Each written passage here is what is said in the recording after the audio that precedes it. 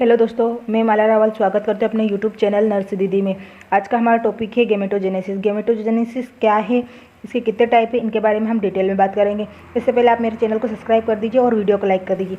Mail gametes जैसे sperm, female gametes जैसे ओम का निर्माण होना और मैच्योरेशन होना ही गेमेटोजेनेसिस कहलाता है। गेमेटोजेनेसिस के 2 टाइप होते हैं, नंबर 1 oogenesis और नंबर 2 स्पर्मेटोजेनेसिस। आइए जानते हैं टाइप नंबर 1 oogenesis या अंडजनन के बारे में।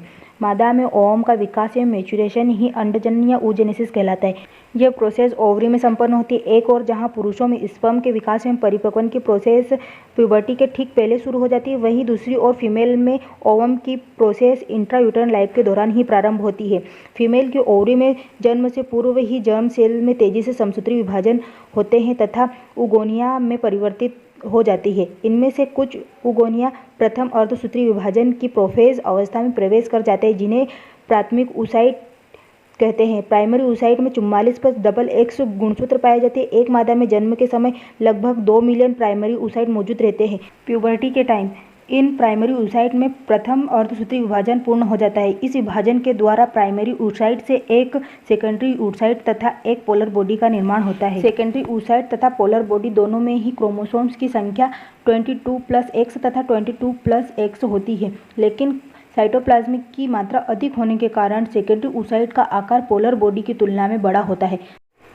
सेकेंडरी ऊसाइट के निर्माण के तुरंत बाद ही ओवुलेशन हो जाता है। ओवुलेशन के पश्चात यदि 12 से 24 घंटे के बीच सेकेंडरी ऊसाइट का स्पर्म के द्वारा फर्टिलाइजेशन हो जाता है तो इसमें द्वितीयक अर्धसूत्री विभाजन होता है एवं फीमेल प्रोन्यूक्लियर तथा सेकेंडरी पोलर बॉडी का निर्माण होता है। इन दोनों में भी गुणसूत्रों की संख्या 22+X तथा 22+X ही होती है। फीमेल प्रोन्यूक्लियर ही मैच्योर ओवम होता है और यदि सेकेंडरी ऊसाइट का स्पर्म के द्वारा फर्टिलाइजेशन नहीं होता है तो 24 घंटे के दौरान ही इसका डिसनेरेशन होना स्टार्ट हो जाता है। जन्म के पश्चात फीमेल बेबी में 2 मिलियन ऊसाइट होते हैं, लेकिन प्यूबर्टी तक 4 लाख व रिप्रोडक्टिव पीरियड के दौरान 400 ऊसाइट ही बचते हैं और यह एक एक कर हर मंथ ओवुलेट होते हैं।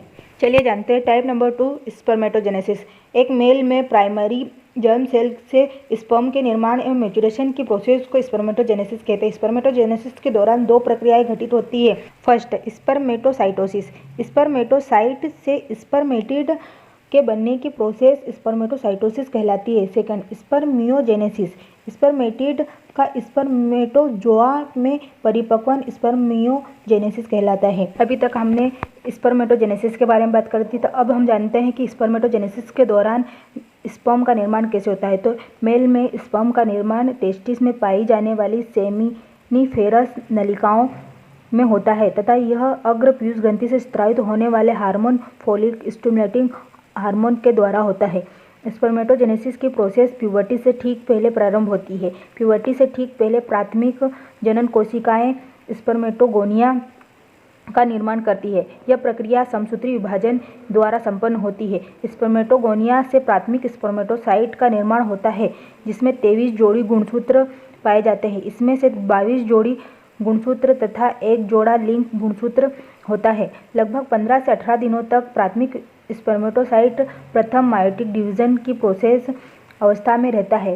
प्राथमिक स्पर्मेटोसाइट में प्रथम मायोटिक डिवीजन होने पर द्वितीयक स्पर्मेटोसाइट का निर्माण होता है, जिसमें क्रोमोसोम की संख्या प्राथमिक स्पर्मेटोसाइट की तुलना में आधी रह जाती है।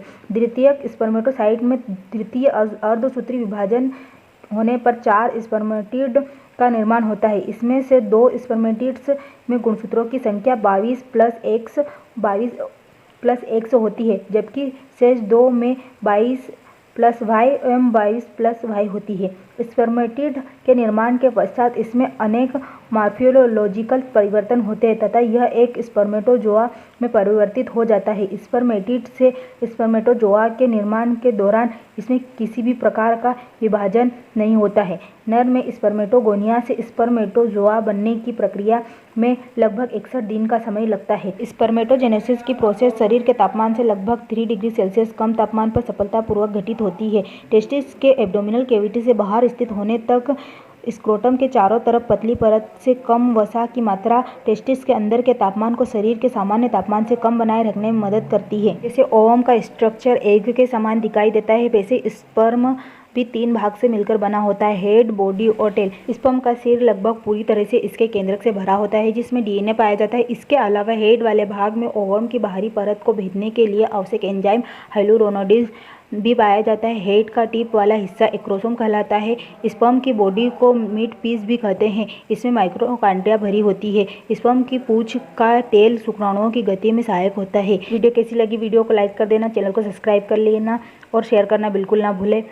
चले मिलते हैं ओबीजी के नए किसी टॉपिक के साथ में।